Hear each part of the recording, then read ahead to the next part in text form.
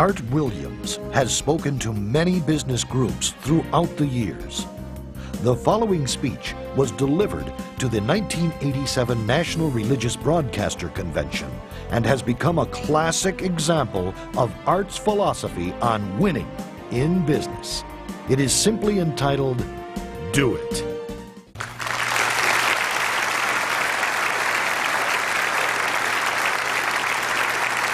Thank you. Thank you, Jerry. And I tell you, I don't know if I've been this nervous in a long time. This is the most intimidating thing that I think's ever happened to me. An old dumb South Georgia football coach speaking to a bunch of TV personalities like many of you, many great evangelists in the audience, and who put me between Falwell and Swaggart on the same night just totally blows me away. But I'll try to give it my best shot. I was asked to talk to you about how to win in business. I think it's a good subject for you to think about because I believe business in America is in a crisis situation today. All you have to do is read the paper and every month see our trade deficit, and it's just a very depressing situation. And to speak to you about how to win in business, there's a lot of obvious things I could talk about. You first have to find a need. You've got to fill a need for a consumer out there. You've got to have a market. You've got to have somebody to sell your product or your service to. You've got to, if you really want to get big and win big, you've got to have a uniqueness. There's got to be something a little bit different from you than all the competition out there.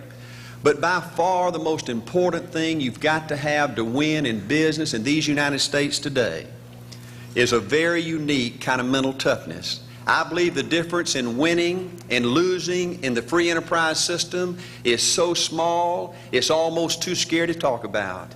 You can do 99% of the things right in business, and yet if you don't possess what I call that winning edge, that mental toughness, folks, it's impossible to win. I believe the thinking in corporate America has been screwed up over these last 20 or 25 years, and I believe this screwed up kind of thinking started in our big liberal universities today. I believe a college degree in business for most universities today is not worth the paper it's written on. I just had a son graduate from the University of Georgia a few months ago. The reason I think that is because most of these professors in most of these universities today hadn't got enough common sense to get in out of the rain. They don't have any idea what it takes to win out there in the real world. They deal in a bunch of theory. These people have tried to fill up corporate America with this kind of thinking. These are the special people. If you're born rich, if you're born on the right side of the track, they rule you, the privileged class in America. If you're born poor from an average, ordinary background like I came from, they say you're supposed to give up all your big dreams and all your big ambitions and all your big hope. If you have a high IQ, they rule you brilliant. If you have an average IQ like me, they say you ought to drive a truck or be a janitor. Well, bull. That ain't the way. That ain't the way it is, and that ain't the way it ever was. They ain't nobody ever designed a test, nor will they design a test that can measure the heart of a man or a woman. The things that are unique to winning in business in America today are not outside artificial things like IQs, college board scores, college degrees, and stuff like that. The key to winning in these United States is what's inside a person. It's your integrity. It's your people abilities. It's your character. I believe in developing this winning edge. I've got 10 or 12 points that I won't be able to go over with you tonight, but let me just give you a flavor of what I think you've got to do to succeed in these United States. Number one, you've got to get excited. Folks, I don't believe anybody will ever tell you anything more important than this in winning in these United States. 90+% of winning in anything you try to do in America today, you've got to be excited. People in America won't follow or believe in a negative, dull, disillusioned, frustrated dadgum crybaby. People want people that are positive and excited and enthusiastic and tough. The greatest definition I ever heard, I thought about this 10 million times when I wanted to quit along the way of a winner. This guy said almost everybody in America can stay excited for 2 or 3 months. A few people can stay excited for 2 or 3 years. But a winner will stay excited for 30 years or ever how long it takes to win. Another key to building this winning edge and this mental toughness is you've got to become a dreamer again. You know, I'm a Methodist, and we just changed ministers a few weeks ago, and our new minister came in, and the church was just packed. And the first thing he said, well, it looks like everybody came out to see the monkey perform. And the second thing out of his mouth, he said, for a church to be a great church, you got to have a dream. If you don't have a dream, you're dead. And boy, I sat up and I said, man, me and this guy are going to get along good because he knows what he's talking about. See, folks, I believe in order to win, you got to feel good about yourself. When I was coaching football for 7 years back in Georgia, and I had a paddle in my coaching office, and it was about this thick and this long. And in the fat end, I had little holes bored in it so you could really get some speed and blister their little butt, you know, when they misbehaved. And I had a rule on my football team that if any kid said, I can't, if any football player heard one of my football players said, I can't, he got to bring him in the coach's office and give him 3 licks. And it took me about a month to get all that thinking out of my players every year, you know, and I'd have football players knock on my door at recess and at lunch and after school. And he said, Coach, he said it. Coach, he said it. And I'd make that kid bend over, and I'd give that other kid the board. He'd bust him 3 times. And folks, it didn't take long. You couldn't create a word game to get one of my kids to say, I can't. Bring it home a little bit more personal. When April and little Art were just this little and could understand words, every time they said, I can't, I made them do 3 push-ups. Folks, there ain't nothing you can't do in America if you want to bad enough. Another key in building this winning edge is, folks, you got to stand for something. People in America, the good people in America, are fed up with these dadgum fence sitters and mealy mouths. Corporate America has an especially black eye in business today. Most people in America think you can't find a company. They think you can't find a salesperson that'll tell you like it is and stand behind their word. They think these companies will sell anything, say anything, just to make a sale, just to make a profit. Well, you know what? Folks, if you want to win in the free enterprise system in America today, you got to stand for something. And another point, thank you, is yes, you're going to be controversial. Folks, if you want to win in these United States today, just get ready. You're going to be controversial. The only way not to be controversial is to be average and ordinary. They just call me anything but average and ordinary. Now, I know some of you might say, well, you know, I don't think I like Art Williams. You know, he sounds like an old tough butt to me. Well, folks, I'm telling you, you can be good and tough at the same time. I bet nobody's ever talked to a religious broadcaster like that.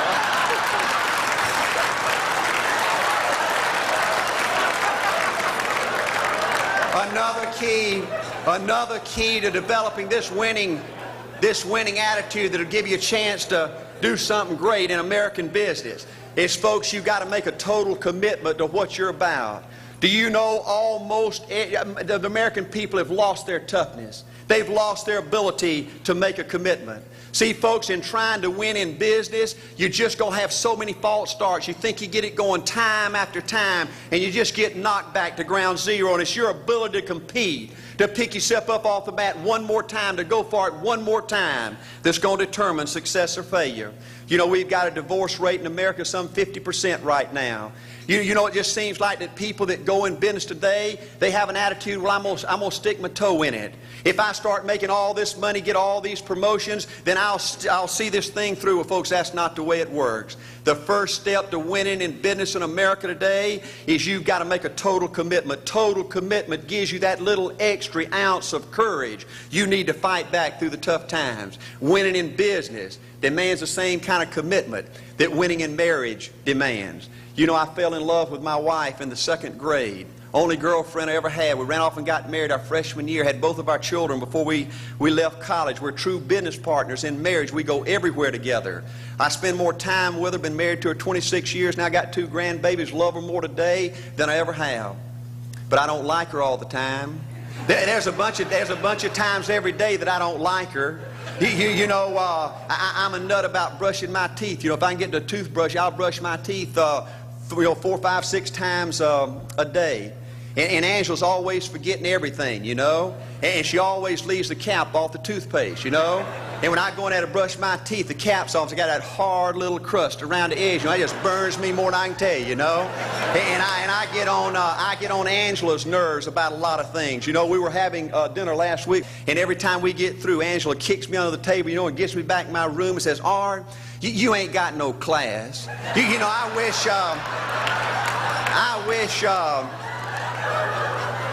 wish, Art, you could learn to eat with your mouth closed, you know.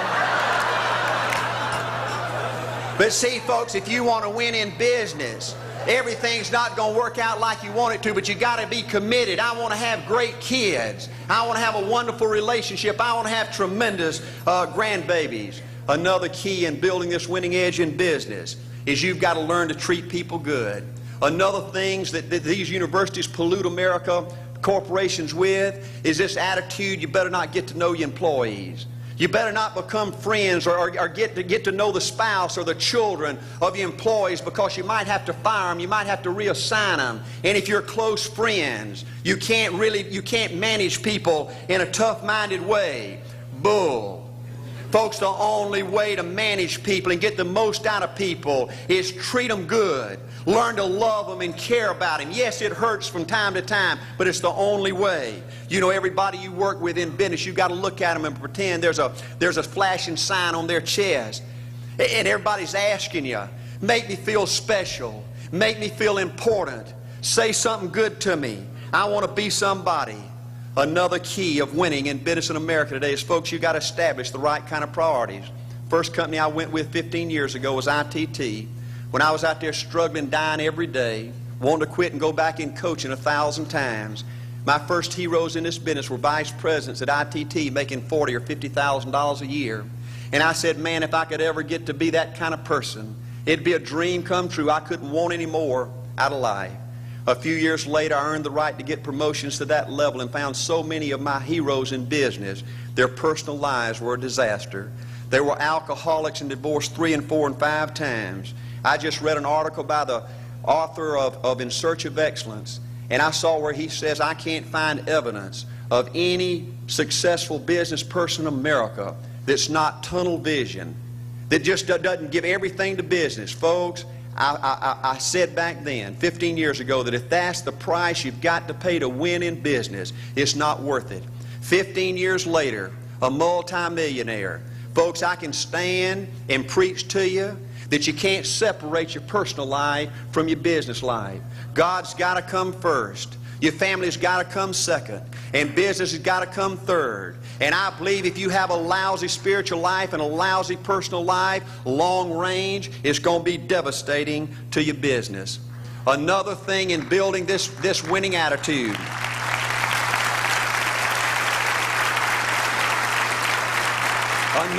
Another thing in building this winning attitude in business. You know, I see tall people make it big in business and short people, dumb people and smart people, fat people and skinny people. But if you cut open the winners in business, I see a heart of a champion. And all these people are competitors and they don't quit. I believe desire and will to win is everything. I don't know why I'm like I am, but my butt's always burning. There's always something say, Art, dadgummit, you're supposed to go for it. Art, dadgummit, you're supposed to be somebody. You're supposed to make a difference with your life. What does the $500,000 a year person do? The $50,000 a year person doesn't do. You look at the outside and study those two individuals, everything seems to be the same.